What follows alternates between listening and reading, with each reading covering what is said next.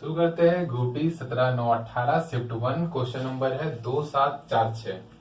Question क्या है? A TV set is being sold for X rupees in Delhi. Delhi में एक टीवी सेट का दाम कितना है? एक्स रुपया है। ठीक है।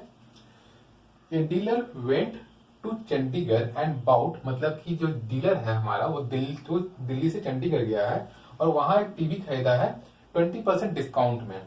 ब्रैकेट लिखा हुआ from the price of Delhi. Chandigarh गया लेकिन वो क्या बोला कि दिल्ली का जो प्राइस था उस प्राइस से 20% डिस्काउंट पे खरीदा। दिल्ली का प्राइस कितना था? एक्स था। इसका 20% डिस्काउंट, तो 20% डिस्काउंट मतलब कि इसका 20% निकाल लो हम पहले। तो कितना हो जाएगा? 20/25 100, तो x बटा 5।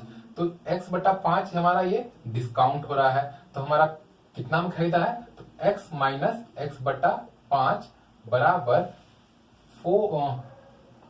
5x माइनस एक्स बटा 5 इक्वल टू 4x/5। ठीक है। ये क्या निकल गया हमारा? चंडीगढ़ का प्राइस। ये दिल्ली का प्राइस था, ये निकल गया चंडीगढ़ का प्राइस। इसे निकाल देता हूं मैं।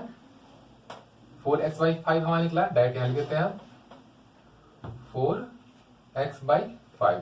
ठीक, 4x/5 चंडीगढ़ का प्राइस हो गया। फिर क्या बोला है? ही स्पेंट, मतलब खर्च कर रहा है 600 रुपया ऑन ट्रांसपोर्ट, मतलब चंडीगढ़ से फिर वो दिल्ली वापस आया और कितना खर्च किया? 600 रुपया खर्च किया। तो टोटल कॉस्ट कितना हो गया उसको? चंडीगढ़ तो दिल्ली में आने में पहले वो खरीदा 4x/5 रुपया में चंडीगढ़ में, फिर वहां से आने में 600 रुपया उसको और खर्च हो गया टोटल। मतलब अब उसका वैल्यू कितना हो गया? 4x/5 प्लस 600, उसका टोटल कॉस्ट को दिल्ली पहुंचने में। ही spent 600, thus he sold the set in Delhi for X, making 100/7% profit. अब बोल रहा है कि यहां पर कि वो दिल्ली में आया और उससे 100/7% प्रॉफिट पाने के लिए X रुपया में दिल्ली में बेच दिया है। तो what is the value of X? हमें x का मान निकालना है। हमें क्या क्या पता है? यहां पर है, हमें पता है दिल्ली का प्राइस, चंडीगढ़ का प्राइस, क्वेश्चन का निकाल चुके हैं। टोटल कॉस्ट कितना हो गया? चंडीगढ़ से दिल्ली खरीदने और फिर उसको लेके ढोके आने में कितना खर्च हो गया? 4x/5 plus 600। और प्रॉफिट बोल रहा है हमारा कि 100/7 प्रॉफिट होना चाहिए। प्रॉफिट किस पे होगा? जो उस आदमी का क्रैमुल हो गया। क्रैमुल कितना है हमारा? टोटल कॉस्ट ही में क्रैमुल हो जाएगा, जितना उसको खर्च हुआ है वही क्रैमुल हो जाएगा। तो कॉस्ट प्राइस कितना हो जाएगा? ये टी छोड़ देते हैं यहां पर। सेलिंग प्राइस कितना हो जाएगा? सेलिंग प्राइस बोल रहा है कि उसको 100/7 उसको प्रॉफिट होना चाहिए। किस पे होगा? क्रैमुल पर होगा। तो हम इसे यहां पर करते हैं 4x/5 प्लस 600 मेरा क्रैमुल था, इसका 100/7% गुना 100/7। ठीक है। ये निकल गया हमारा प्रॉफिट, कि हमारा जो क्रैमुल का 100/7% प्रॉफिट होता। ठीक है, हम निकाल लिए। फिर यहां पे क्या मालूम चला? 7 मतलब कि परसेंटेज अभी रहे तो वो अब जब हटता है तो नीचे 100 से अपने आप को गुना करता है। तो यहाँ पे परसेंटेज था, नीचे आया क्या हो गया? बटा 100 होगा। 7 गुना 100 700 हो जाएगा। ठीक, अब हमें प्रॉफिट, ये प्रॉफिट है, प्रॉफिट पता है सिंपल। और ये मेरा कॉस्ट प्राइस हमको पता है कितना है। तो मेरा सेलिंग प्राइस कितना हो जाएगा? SI बराबर कॉस्ट प्राइस प्लस प्रॉफिट। हमारा कॉस्ट प्राइस कितना है? कॉस्ट प्राइस हमारा गिवन है, निकाल चुके हैं 4x/5 प्लस 600। ये हमारा कॉस्ट प्राइस प्लस प्रॉफिट कितना है? 4x/5 प्लस 600 गुना 100/700। इन दोनों में कॉमन क्या है? देखिए 4x/5 प्लस 600 और 4x/5 प्लस 600 दोनों चीज में कॉमन है। हम इसे कॉमन निकाल लेते हैं। निकाल लिए 4x/5 प्लस 600 हम कॉमन निकाले। बचा क्या? जब यहां से 4x/5 प्लस 600 बाहर निकल गया, क्या बचा? 1। यहां से निकल गया तो क्या बचा 100 बटा 700। जब इसे सॉल्व करेंगे ब्रैकेट वाला तो क्या आएगा हमारा 700 प्लस 100 बटा 700, तो हमारा कितना आएगा 4x/5 प्लस 600 ब्रैकेट में इंटू 700 प्लस 1 800 बटा 700। ये हमारा निकल गया सेलिंग प्राइस। ठीक, अब हमें क्वेश्चन में एक चीज और बोला था कि हमारा सेलिंग प्राइस कितना है। सेलिंग प्राइस दिल्ली में वो बेचा है x रुपया में, तो क्या ये सेलिंग प्राइस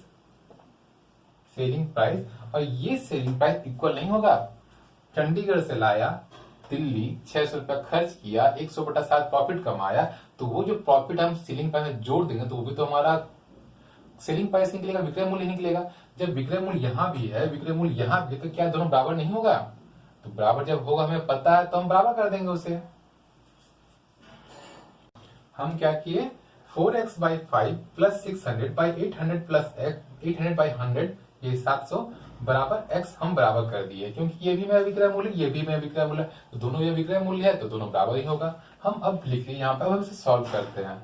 2 0 कट गया, 8 ऊपर है 7 नीचे है, यहाँ पे कुछ नहीं है तो ये क्रॉस मल्टी हो जाएगा 7 7। हम क्या करते हैं 8 को यहीं छोड़ देते हैं और 7 को हटा देते हैं यहाँ से। 4x/5 8 को अंदर करते हैं, 7 को यहाँ कर देते हैं, 7 को यहाँ पे गुना कर देंगे। ठीक है, तो यहाँ पे हम 8 से क्या ये ब्रैकेट के बाहर है तो गुना होगा, तो इन दोनों टर्म से वो गुना होगा। 8 से हम 4x/5 गुना किए प्लस 600 इंटू 8 यहाँ भी होगा। हमारा 8 का काम खत्म हो गया। अब बचा 7 को हम क्रॉस मल्टी नीचे से जब दाएं से बाएं करेंगे गुना वाला टर्म को, तो वो भागा से होगा तो गुना जाएगा, गुना होगा तो वो भागा में आएगा। हमें यहाँ पर 7 को हटाना है तो हम 7 को यहाँ पर गुना कर दिए। कितना हो गया ये 7 से गुना हो गया x, तो 7x हो गया। अब हमारा एक इक्वेशन एकदम साफ दिख रहा है, हम इसे सॉल्व करते हैं। 8 चौक 32 x बटा 5 और ये कितना है, हम क्या किए कि ठीक है लिखता हूं मैं इसे प्लस, और यहां कितना हो जाएगा 8 छक 48 100 बराबर 7x। अब हमारा क्या बनेगा पता कि जो वेरिएबल टर्म्स है उसको एक तरफ और कांस्टेंट टर्म को एक तरफ, हम ये वाले कांस्टेंट को यहीं छोड़ देते हैं, ये वाले टर्म को उधर फेंकते हैं। तो कितना हो जाएगा 4800 बराबर 7x माइनस यहाँ प्लस था 32x/5 इधर जाएगा तो माइनस हो जाएगा, 32x/5 माइनस हो गया। हम लेते हैं एलसीएम, कुछ नहीं है तो 1 है, तो एलसीएम कितना हो जाएगा 5, 1/5 5, 7 गुना 5 35x माइनस 32x, तो कितना आएगा 35 माइनस 32 3x/5। ठीक है 3x/5 हमारा आ गया। हमारा क्या निकला यहां से अब इक्वेशन, ये इक्वेशन निकला है 3x/5 बराबर कितना है हमारा बराबर 4800 है।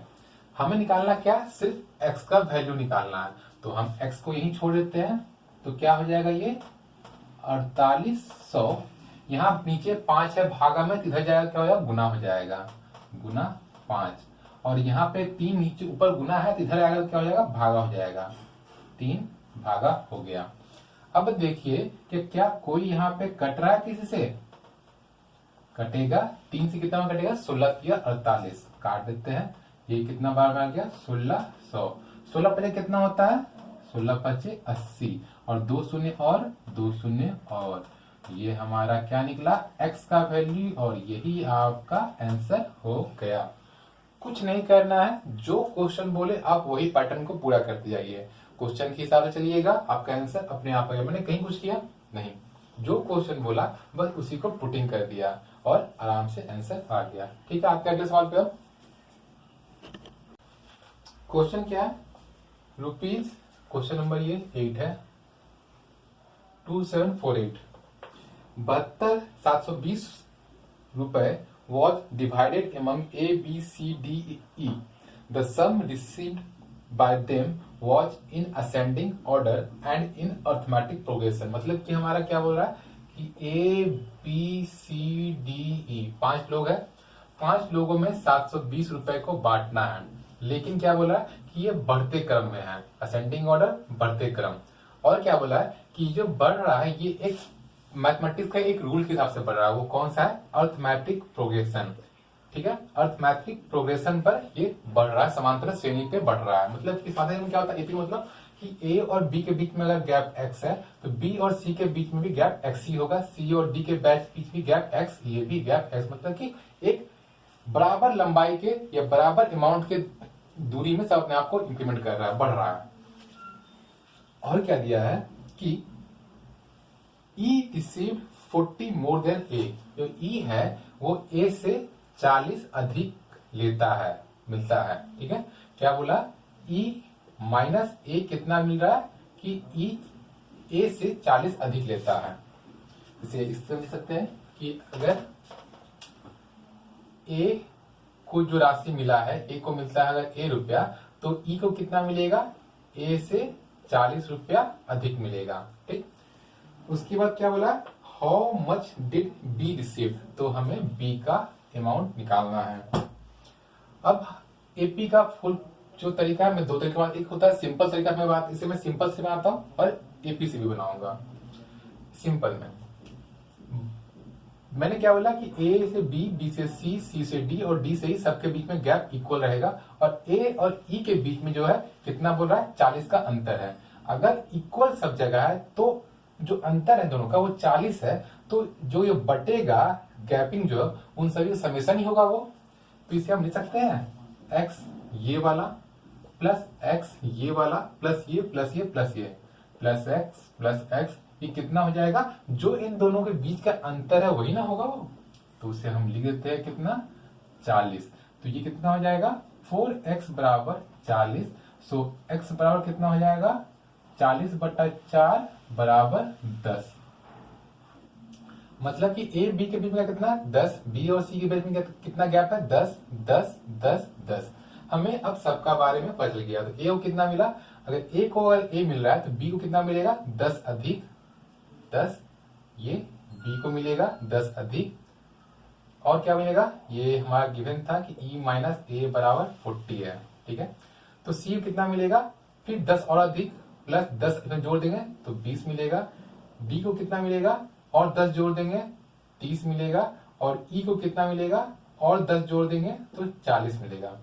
और हमारा कितना बोल रहा है कि ये सबका मिला के जो राशि है वो कितना है? 720 रुपया है। अगर इन चारों को राइट जो दाएं तरफ वाला जोड़ देंगे तो क्या वो 720 के बराबर होगा? देखते हैं। ए प्लस 10, ए प्लस 20, ए प्लस 30, ए प्लस 40 बराबर कितना बोल रहा है कि दोनों का समय से बांटना क्या? इसी को बांटना है ना, तो इन सभी का जो जोड़ होगा वो भी इसी के बराबर होगा। तो इसे हम 720 कर देते हैं। ठीक, अब आप सबको जोड़ दीजिए। 1 2 3 4 और एक 5, 5 ए है प्लस 10 20 30 30 30 60 और 60 और 40 100, 100 बराबर 720। कांस्टेंट एक तरफ, वेरिएबल एक तरफ। 5a बराबर 720 माइनस 100 बराबर 620। ठीक है, a बराबर 620/5, 5 एकम 5, 1 और 2, 5 दूना 10, 5 चौका 20। ये क्या निकला? ए का वैल्यू। ए का वैल्यू कितना पे है? यहाँ पर ए है तो ये निकल गया 124। हमें निकालने क्या बोला? बी का वैल्यू। तो इसमें अगर 10 हम क्या आएगा? ए में 10 जोड़े हैं तो यहाँ पे प्लस 10 कीजिए, कितना आएगा? 1 3 4, और यही आपका आंसर हो जाएगा। ये आपका अगर फॉर्मूला नहीं पता है तो ये निकालने का तरीका होगा। अब हम आते हैं फॉर्मूला के अकॉर्डिंग। फॉर्मूला क्या होता है? सम ऑफ एन टर्म, मतलब कि जो अंतिम टर्म है वहां तक का हमें सम निकालना हो। ऐसा क्या बोलते हैं? सम ऑफ एन टर्म। डी बोलते हैं डिफरेंस, मतलब कि सबके बीच का डिफरेंस कितना है। तो हमें बी माइनस ए, सी माइनस बी, डी माइनस ई सी और ई माइनस डी एक्स है। एक्स का वैल्यू हम निकाले थे यहाँ पर 10, तो हम लिखते हैं डिफरेंस कितना है? 10। सम ऑफ n टर्म का क्या होता है, n/2 मतलब कि जितना टर्म है, तो टर्म कितना हमारा है 1 2 3 4 5, 5 लोग है, तो n कितना हो गया, यहां पे लिखता हूं n बराबर 5। 2a, a क्या होता है, a होता है पहला टर्म, सबसे पहला को बोलते हैं a, तो a पता है हमको कि a हमारा कितना है, a ही है। फिर उसके बाद n भी पता है 5 -1 फॉर्मूला के अकॉर्डिंग, और d पता है 10, क्या होता है Sn equal to n/2 into 2a multi bracket plus 2a plus n-1 into d और मल्टी ब्रैकेट 1। हम जो गिवन है उसे पुटिंग करते हैं। n क्या था हमारा 5/2 मल्टी ब्रैकेट, a नहीं पता है, a को a रह देते हैं, प्लस हम a को माने पहला वाला टर्म क्या है, a है मेरा, और अंतिम टर्म a प्लस 40 है, हम यहाँ पे जो था उसे ही छोड़ दिए। अब उसका क्या n कितना फिर है 5 -1, d कितना हमारे पता है 10 है। इसे सॉल्व कीजिए, 5/2 मल्टी ब्रैकेट 2a प्लस 5 5 - 1 4 गुना 10। अब एक चीज और, ये मैंने क्या बोला, sum of n term. Sum of n term मतलब कि टोटल अंतिम तक में शुरू से लेकर अंतिम तक का योग कितना होगा। और क्या हमारे पास टोटल अमाउंट गिवन है, जो योग होता है वो कितना गिवन था 720, मतलब Sn क्या होगा, Sn हमारा 720 हो जाएगा, Sn 720। फॉर्मूला पुटिंग करते सॉल्व करते हैं, कितना हो जाएगा 5/2, ये ब्रैकेट में है, इसे हम अंदर करते हैं, पूरे टर्म को अंदर करते हैं। 5/2, एक काम और कीजिए, यहां से 2 भी हम गायब कर, 2 नीचे में है, ये 2 को ऊपर कर देते हैं, ठीक है, और सिर्फ 5 को यहाँ छोड़ देते हैं, 2 को हम हटा देते हैं, अगली क्वेश्चन हटा देंगे, इसे साइड कर देंगे। 5 को हम अंदर कर रहे हैं, तो ये कितना हो जाएगा 5 गुना 2 10 a। 5 को 40 में करेंगे, ये 4 गुना 10 40 होगा, तो 5 चौका 20 प्लस 200, ठीक है। और ये जो 2 नीचे में था ये वाला, ये इधर हो गया, तो 72 गुना 2 कितना हो जाएगा 720 गुना 2। अब हम वो वाला इक्वेशन देते हैं यहाँ पर, 10a प्लस 200, 2 दूना 4 0 और 7 दूना 14, ठीक है, ये हमारा आ गया। माइनस यहां पे क्या है, मैंने क्या बोला, कांस्टेंट को एक तरफ, वेरिएबल को एक तरफ, ये 10 के साथ यहाँ पे a है, a क्या हो गया वेरिएबल टर्म हो गया, तो इसे हम यही छोड़ देंगे। 200 क्या है प्लस में, कांस्टेंट टर्म है, इसे हम माइनस की तरफ देंगे, तो ये 200 माइनस हो गया, बराबर कितना हो गया 10a। ये इक्वेशन यहां तक आ गया, और आगे बढ़ाते हैं इसे। 1440 में 200 माइनस जाएगा, कितना बचेगा 124 शून्य बराबर 10a। हमें निकालना a का वैल्यू, a को यहाँ छोड़ देते हैं और 10 को भाग देते हैं, तो 1240 बटा 10, 0 0 कट गया, a का वैल्यू कितना आया 124। तो क्या पिछले इक्वेशन में आया था 124 आया था, वो आपको यहाँ पुटिंग कीजिए 124। हमें निकालना किसका है, b का निकालना है। b क्या है, a से 10 बड़ा है, तो कितना हो जाएगा 124 प्लस 10 134 है। ये आपका ग्रुप डी का सेट नंबर 17 9 18 का सेट 1 का पूरा कंप्लीट हो गया question. Formula Sn equal to n/2 into 2a plus n-1 into d, ये आपका बेस फॉर्मूला हुआ। एक सिंपल तरीका बताया, जो आपको अगर ये टर्म पूरा फॉर्मूला नहीं पता हो तो आप कैसे निकालेंगे, आपको वो बताया। क्वेश्चन जो बोले आप उसके हिसाब से चलिए, तो बहुत तरीका होता है, अगर बेसिक तरीका देखिएगा तो उससे ही बन जाएगा। तो फिर मिलते हैं अगले वीडियो में अगले कुछ सवालों के साथ। वीडियो अच्छा लगे तो चैनल सब्सक्राइब कीजिएगा, वीडियो को लाइक कीजिएगा। Thank you.